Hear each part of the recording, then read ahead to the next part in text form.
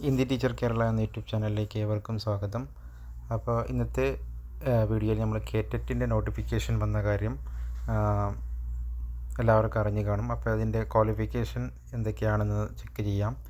കേറ്ററ്റ് four ഹിന്ദീൻ്റെ apply ചെയ്യാനുള്ള qualification മുമ്പത്തെ പോലത്തെ സെയിം ക്വാളിഫിക്കേഷൻ തന്നെയാണ്. നമ്മളിലുള്ള ക്വാളിഫിക്കേഷൻ സൈറ്റിൽ ചെന്ന് ചെക്ക് ചെയ്യാം.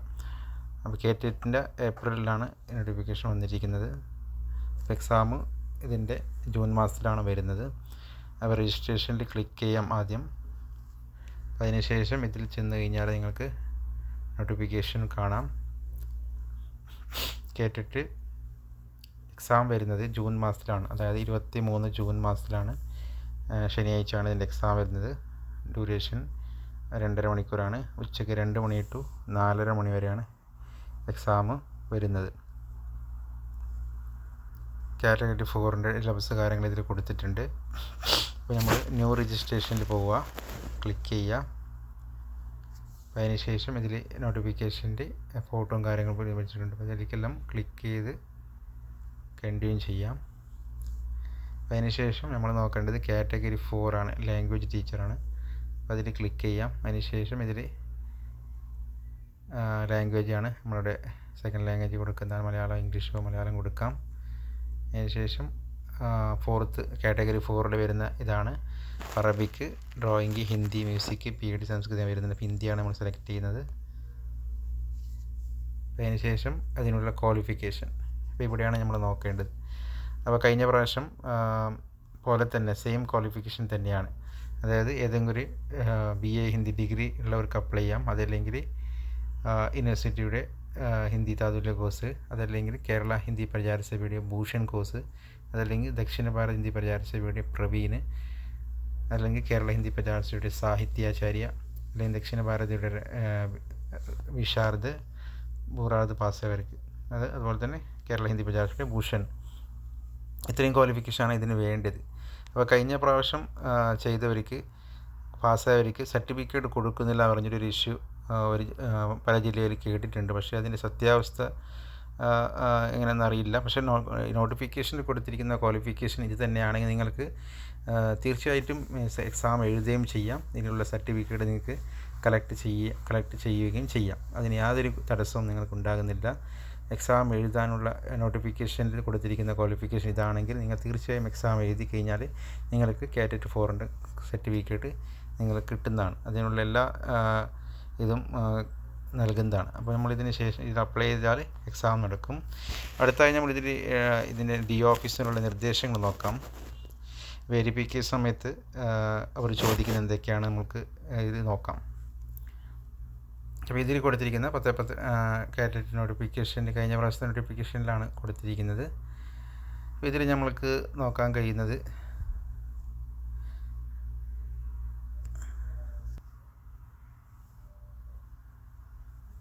പരീക്ഷ കേറ്ററ്റ് വിജയപതനം പ്രകാരം ഓരോ വിഭാഗത്തിലും പരീക്ഷാർത്ഥികൾക്ക് വേണ്ട യോഗ്യതകൾ നിഷ്കരിച്ചിട്ടുള്ള ആയത് പ്രകാരം എല്ലാ അസൽ രേഖകളും ആയതിനാൽ പകർപ്പുകളും ഉൾപ്പെടെ വെരിഫിക്കേഷൻ നടപടികൾ ജില്ലാ വിദ്യാഭ്യാസ ഓഫീസുകളിൽ പോകേണ്ടതാണ്. അതായത് കേറ്ററ്റ് നോട്ടിഫിക്കേഷൻ സമയത്ത് ഏതാണ് ക്വാളിഫിക്കേഷൻ കൊടുത്തിട്ടുള്ളത്, ആ ക്വാളിഫിക്കേഷൻ നിങ്ങൾക്കുണ്ടെങ്കിൽ നിങ്ങൾ തീർച്ചയായും നിങ്ങൾക്ക് ഈ സർട്ടിഫിക്കറ്റ് അവർ നൽകുന്നതാണ്. അതിന് അവരെതിരായിട്ട് പറയുകയാണെങ്കിൽ നിങ്ങൾക്ക് കോടതി വരെ പോയി ഈ സർട്ടിഫിക്കറ്റ് മേടിക്കാവുന്നതാണ്. അതിന് യാതൊരു തടസ്സവും നിങ്ങൾക്ക് ഉണ്ടാകുന്നില്ല. കാരണം അവർ നോട്ടിഫിക്കേഷൻ വിജ്ഞാപനം ഇറക്കുന്ന സമയത്ത്, നോട്ടിഫിക്കേഷൻ ഇറക്കുന്ന സമയത്ത് അതിൽ DLEDോ മറ്റ് ട്രെയിനിങ്ങോ ഉള്ളവർക്ക് മാത്രമേ ഇതിന് അപ്ലൈ ചെയ്യാൻ പറ്റൂ എന്ന ഓപ്ഷൻ കൊടുത്തിട്ടുണ്ടെങ്കിൽ മാത്രമേ അവർക്ക് നിങ്ങൾക്ക് സർട്ടിഫിക്കറ്റ് തരാതിരിക്കാനുള്ള വകുപ്പുള്ളൂ. അതല്ലെങ്കിൽ അവർക്ക് ഒരിക്കലും നിങ്ങൾക്ക് എക്സാമിന് ഇരുത്തി എക്സാമൊക്കെ എഴുതിയ ശേഷം നിങ്ങൾക്ക് സർട്ടിഫിക്കറ്റ് തരുന്നില്ല എന്ന് പറയാനുള്ള ഒരു ഇതും അവർക്ക് ഇല്ല, DO ഓഫീസുകാർക്കില്ല. അങ്ങനെയെങ്കിൽ അവർ നോട്ടിഫിക്കേഷൻ സമയത്ത് തന്നെ അവർ DLED ക്വാളിഫിക്കേഷൻ വെക്കണമായിരുന്നു. പക്ഷേ ഇതുവരെ അവർ വെച്ചിട്ടില്ല. ഈ പ്രാവശ്യം വിളിച്ച ക്വാളിഫിക്കേഷനിൽ പോലും DLEDകാരെ അവർ പരിഗണിച്ചിട്ടില്ല. അത് അവർ ബിഎഡ് കഴിഞ്ഞ ഒരു ബാച്ച് അങ്ങനെയൊക്കെ ഇറങ്ങിയിട്ടുള്ളൂ. അതുകൊണ്ടായിരിക്കും ഇവർ ക്വാളിഫിക്കേഷനിൽ വെക്കാത്തത്. അപ്പോൾ അതുകൊണ്ട് നിങ്ങൾക്ക് ഈ നിലവിൽ ശാരദോ പ്രവീണോ പാസ്സായവർക്കും, അതല്ലെങ്കിൽ കേരള ഹിന്ദി പ്രചാര സഭയുടെ ഭൂഷണോ സാഹിത്യാചാര്യോ പാസ്സായവർക്ക്, അതല്ലെങ്കിൽ ഏതെങ്കിലും BA ഹിന്ദി മെയിൻ സബ്ജക്റ്റ് എടുത്ത് പാസ്സായിരിക്കും. ഈ കേറ്ററ്റ് 4 തീർച്ചയായിട്ടും അപ്ലൈ ചെയ്യുകയും ചെയ്യാം, അവർക്ക് എക്സാം എഴുതുകയും ചെയ്യാം. അതിനുശേഷം അവർക്ക് ഡി ഓഫീസിൽ നിന്ന് സർട്ടിഫിക്കറ്റ് തീർച്ചയായും അവർക്ക് മേടിക്കാവുന്നതാണ്. അതിന് യാതൊരു തടസ്സം അവർക്ക് ഉണ്ടാകുന്നതല്ല. പിന്നെ അടുത്ത് തന്നെ ഇപ്പോൾ JLETൻ്റെ നോട്ടിഫിക്കേഷൻ കൂടി PSC വിജയത്തിന് പുറത്തിറക്കും അടുത്ത മാസം തന്നെ. അതിൽ ക്വാളിഫിക്കേഷൻ സെയിം തന്നെയായിരിക്കും. അതിലും ഈ DLEdകാരെ അവർ പരിഗണിക്കില്ല. അവന് പകരമായിട്ട് ഈ നിലവിലുള്ള ക്വാളിഫിക്കേഷൻ തന്നെയായിരിക്കും. ഭൂഷണോ സാഹിത്യാചാര്യോ അതല്ലെങ്കിൽ മറ്റ് BA ഹിന്ദിയോ എടുത്ത് പ്ലസ് കാറ്ററ്റ് 4 പാസ്സായവർക്ക് ട്രെയിനിങ് ഇല്ലാതെ തന്നെ JLED അപ്ലൈ ചെയ്യാൻ പറ്റും. അപ്പോൾ ഇത്രയാണ് ഞാൻ ഇന്നത്തെ വീഡിയോയിൽ ചർച്ച ചെയ്തത്. കാറ്ററ്റ് 4 അപ്ലൈ ചെയ്യാനുള്ള ക്വാളിഫിക്കേഷനെ കുറിച്ച് പുതിയതായി നോട്ടിഫിക്കേഷൻ ഇറക്കി കാറ്ററ്റിനെ കുറിച്ചിട്ടാണ് നമ്മൾ ചർച്ച ചെയ്തത്. അപ്പോൾ അപ്ലൈ ചെയ്യാനുള്ള ഡേറ്റ് ഇന്നോട്ട് സ്റ്റാർട്ടായിട്ടുണ്ട്. ഇന്നലെ തൊട്ട് സ്റ്റാർട്ടായിട്ടുണ്ട്. 26-ാം തീയതിയാണ് ലാസ്റ്റ് ഡേറ്റ് വരുന്നത് കാറ്ററ്റ് അപ്ലൈ ചെയ്യാൻ വേണ്ടിയിട്ട്. അപ്പോൾ കാറ്ററ്റ് ഓൺലൈൻ അപ്ലൈ ചെയ്യാൻ വേണ്ടി 500 രൂപയാണ് ഫീസ് വരുന്നത്. അപ്പോൾ നിങ്ങൾക്ക് അക്ഷയയിലോ അതല്ലെങ്കിൽ ഏതെങ്കിലും കഫേയിൽ ചെന്ന് അപ്ലൈ ചെയ്യാവുന്നതാണ്. അതുപോലെ തന്നെ കാറ്ററ്റിൻ്റെ കോച്ചിങ് ക്ലാസ് നമ്മളിവിടെ അവൈലബിൾ ആണ്. ചെറിയ ഫീസാണ് നമ്മളിതിന് വാങ്ങുന്നത്. അപ്പോൾ താല്പര്യമുള്ളവർ ജോയിൻ ചെയ്യാവുന്നതാണ്. നമ്മുടെ വാട്സപ്പ് നമ്പർ ഇതിൽ ഡിസ്ക്രിപ്ഷൻ ബോക്സിൽ കൊടുക്കുന്നുണ്ട്. അപ്പോൾ ചെറിയ ഫീസ് വാങ്ങിച്ചാണ് നമ്മൾ നല്ല രീതിയിൽ ക്ലാസ് നടക്കുന്നത്. PDF-ഉം നോട്ട്സും കാര്യങ്ങളൊക്കെ നമ്മൾ നൽകുന്നുണ്ട്.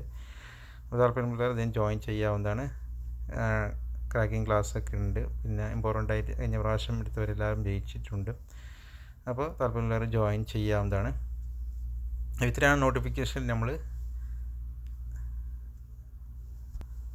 വീഡിയോ ഇഷ്ടമായെങ്കിൽ ലൈക്ക് ചെയ്യുക, ഷെയർ ചെയ്യുക, സബ്സ്ക്രൈബ് ചെയ്യുക. ധന്യവാദ്.